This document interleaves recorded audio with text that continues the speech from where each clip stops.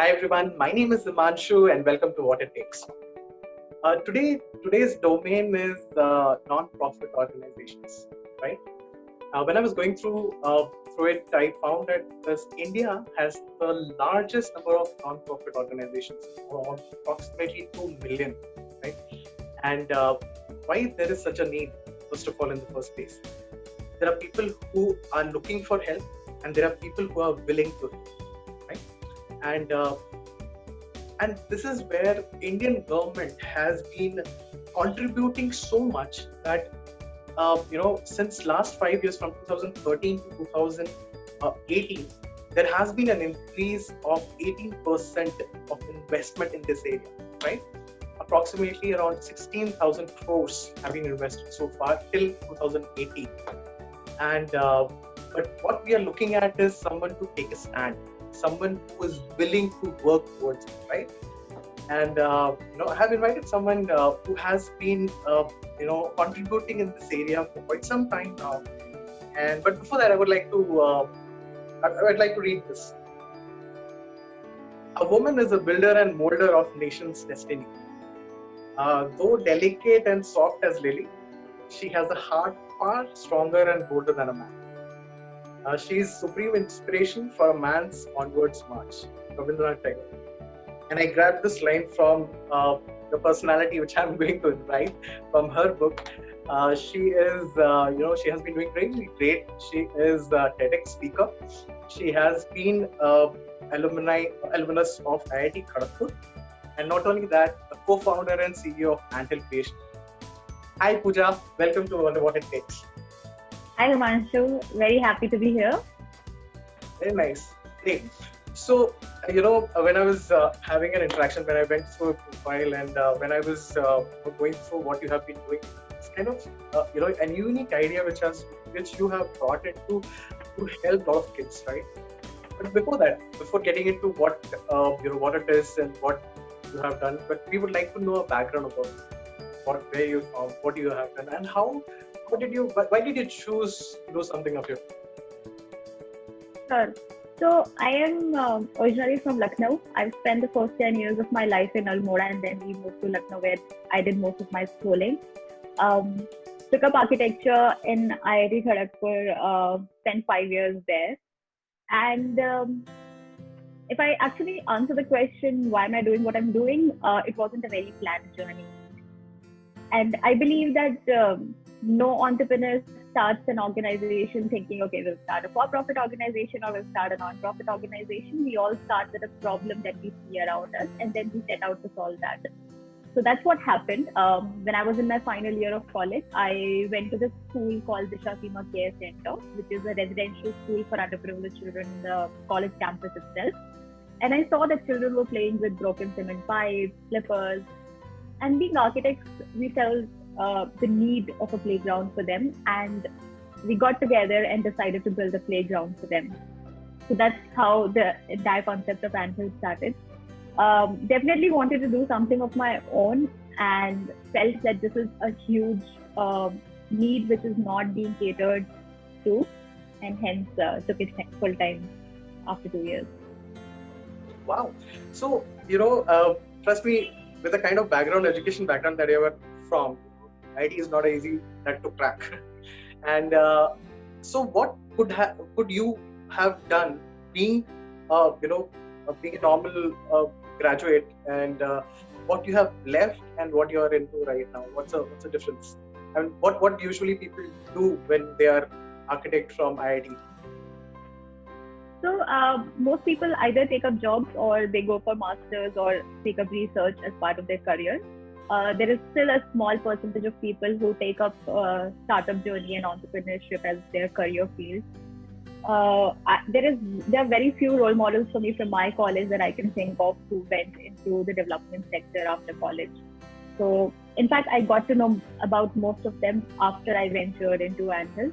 So it was very challenging in the beginning, but my biggest motivation to pick this up was because I saw that there is a gap and there is a problem which needs to be solved. Definitely, it was not an easy journey to make that switch. My parents were thinking, what is wrong with her? What has happened? Why is she ruining her career? And yeah, even today, right? Like, I wouldn't call myself a successful entrepreneur yet. We're still struggling. We're still trying to innovate and find ways. But I think what keeps us going is the impact that we're creating. So yeah. That's wonderful. So basically, see, somebody who steps into it, a lot of people drop in first year itself and go back to job, right? What I can see from the kind of commitment that you have put so far, there is no looking back. That much I can see, right? Right. Absolutely, fantastic.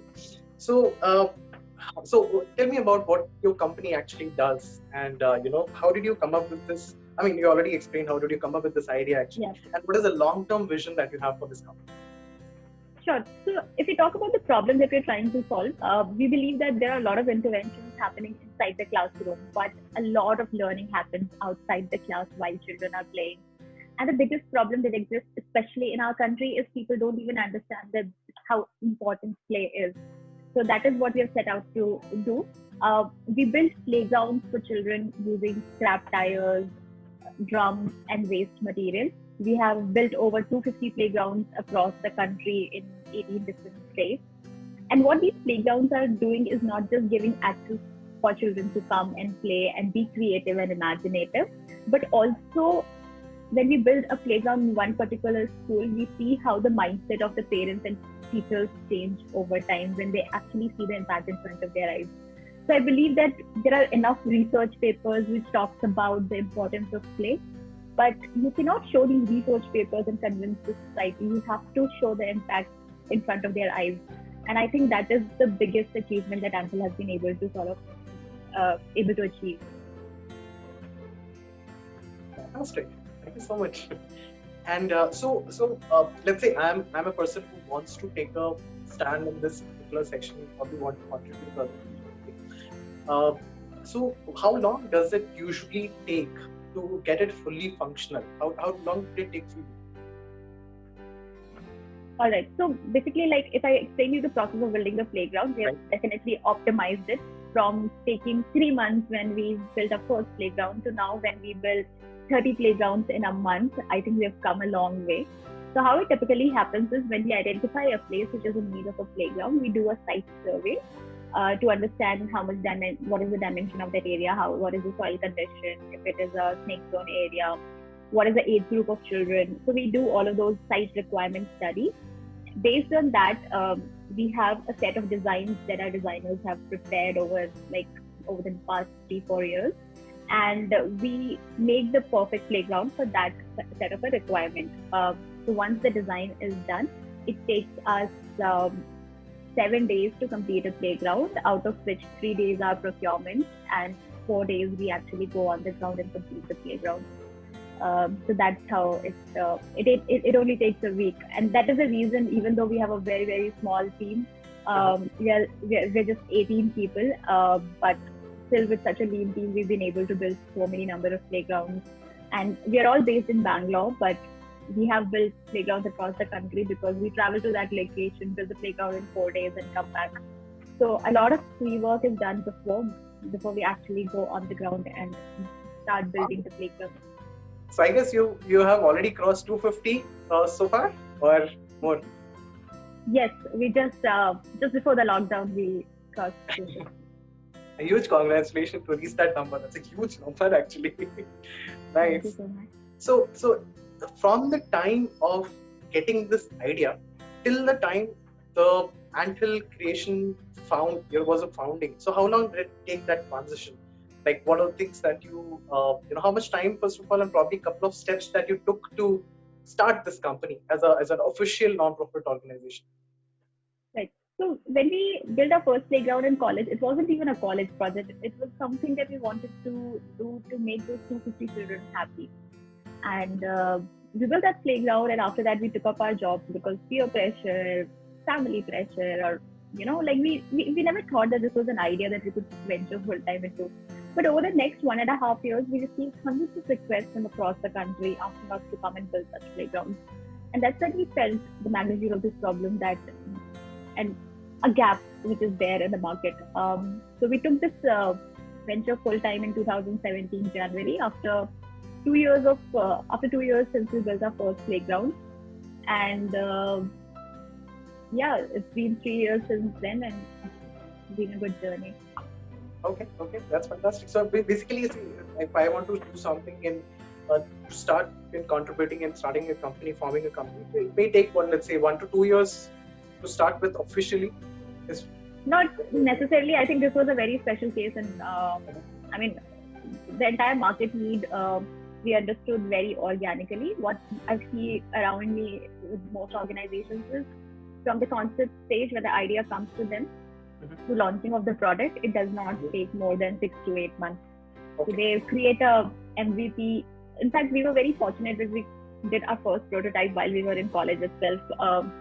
We were also able to form the team, and that's why I encourage a lot of people to start things in college itself, because it's so easy, right? Like you have a support system, there are people to help you, you have friends with whom you can work together. It all becomes very difficult once you graduate, but of course there is, and I feel it was a very right decision for me to have worked for a year and a half before I actually ventured this full time, because there are a lot of things that you learn in a professional environment which you maybe not learn in a college setup. So yeah, it doesn't take more than that, I feel, for most organizations.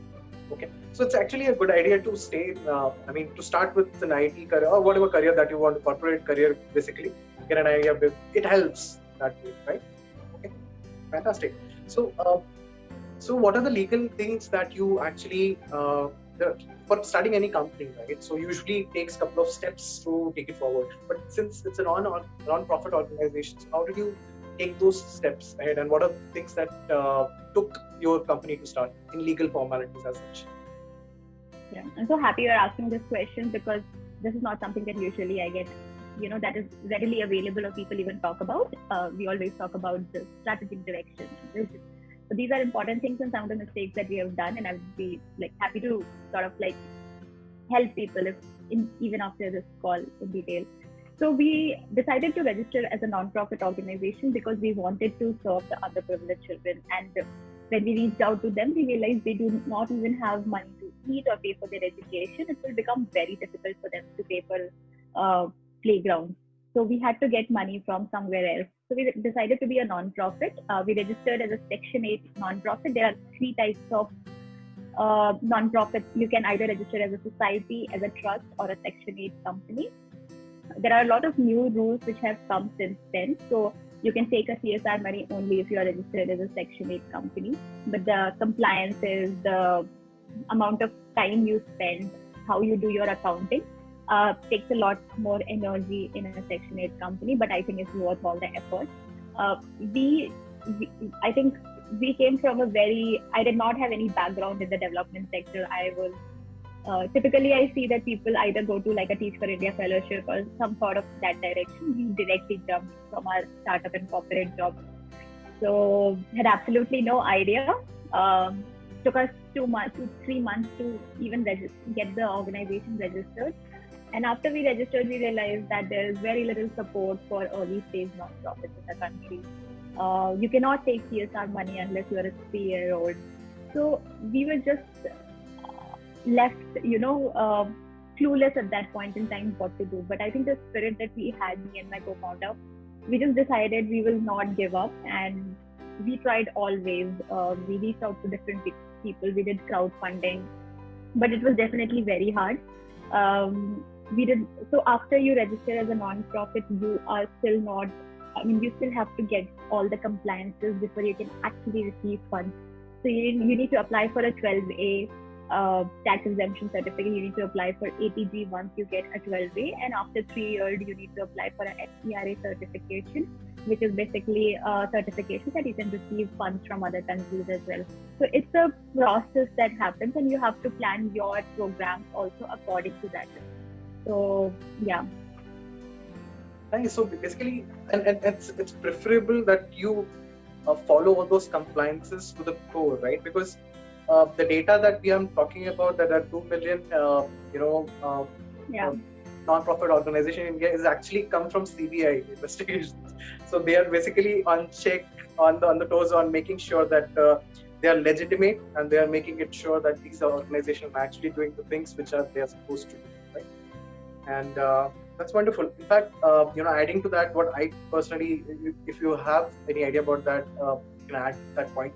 There are only 1,20,000, 1.2 million out of 2 lakhs which are registered and authenticated from the government so far, right? So whenever you do, what is recommended is definitely goes for the compliance. Right?